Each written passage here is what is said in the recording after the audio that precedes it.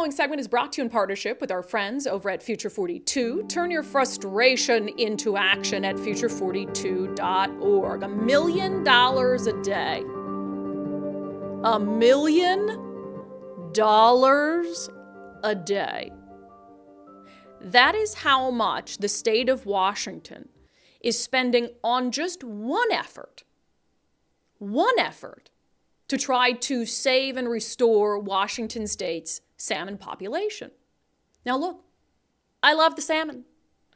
I love salmon fishing. I love the environment. I think we all do. I think we all understand the need to protect and make sure that this wonderful resource is available for generations to come.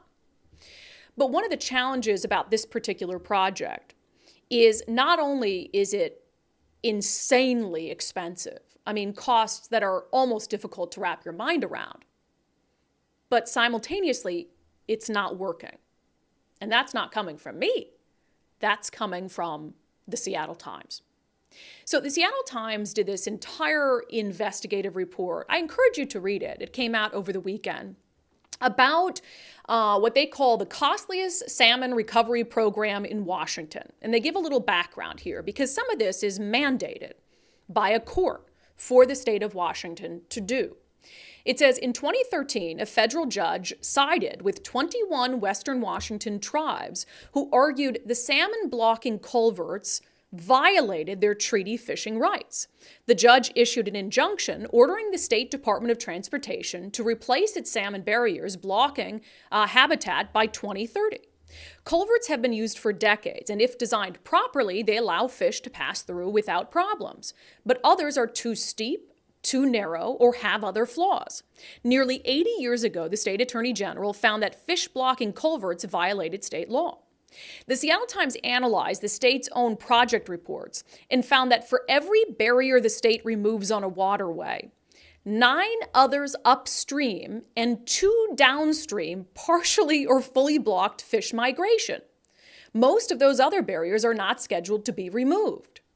The latest estimate for all this construction has basically doubled from $3.8 billion to as much as $7.8 billion, roughly the cost of replacing the Highway 99 viaduct along Seattle's waterfront twice over, plus change, or you could buy 2 new electric ferry fleets.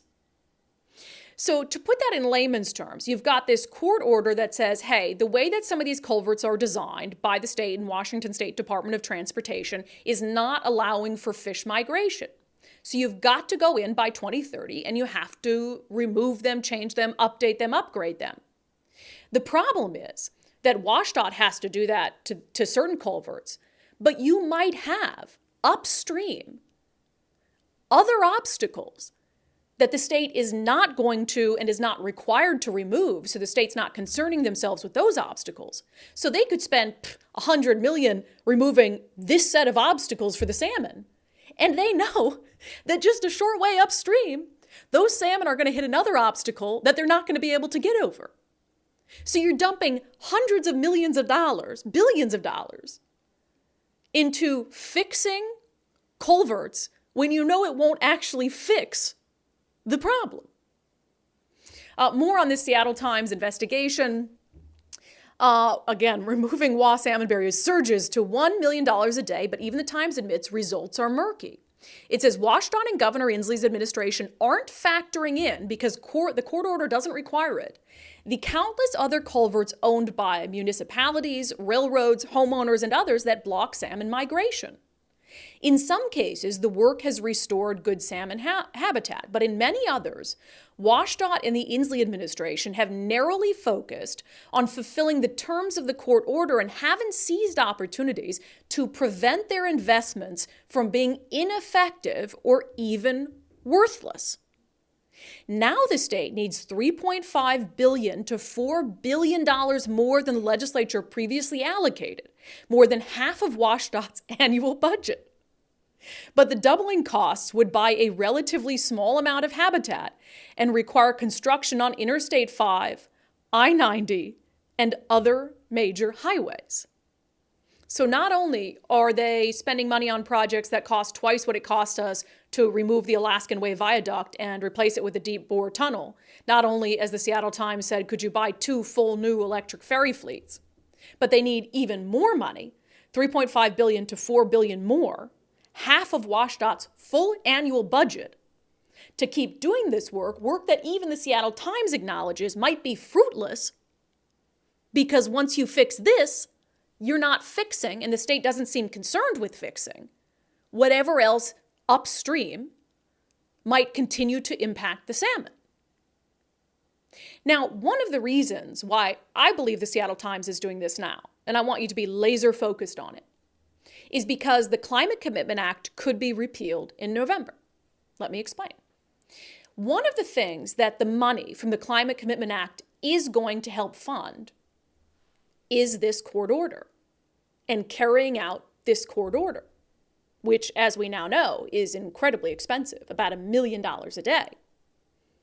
So what I believe this Seattle Times article is laying the groundwork for, if all the other arguments about repealing the CCA aren't landing, I mean, we've seen Mark Elias lying about all sorts of crazy stuff, about, if you take away our CCA money, we won't be able to fix the roads, we won't be able to fix the bridges, all of these things. Well, if those lies are just so crazy that people aren't going to believe them, what they're now going to turn to and hope to appeal to progressive voters on are the salmon.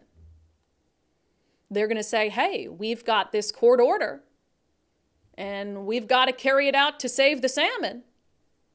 And the CCA money is helping us do that. And if you repeal the CCA, then not only are we going to lose money that's helping us follow through with the court order, but the salmon are going to die and future generations won't have them. What they won't tell you is what they're already doing is, according to the Times, probably fruitless. So they know that they're dumping billions of dollars into an effort that is not making much of a difference. But they want that money to continue to come in anyway.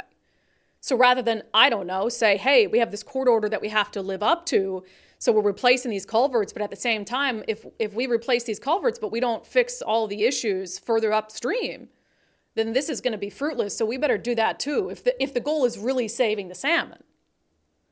But given the Seattle Times report, I would argue that the goal is not saving the salmon. It's either simply checking off boxes to make sure they're in compliance with a court order, or it's continuing to be able to have leverage to get billions of dollars from taxpayers who also want to save the salmon. Or it's a combination of the two. Let's use the court order as leverage to continue to get billions of dollars from taxpayers that we can shovel out to our political cronies and our allies. And at the end of the day, 20 years from now, they'll realize that it didn't save the salmon anyway, but by then we'll be cushy in retirement. $1 million a day for a project to save the salmon that's not actually saving the salmon. The state of Washington's government in a nutshell.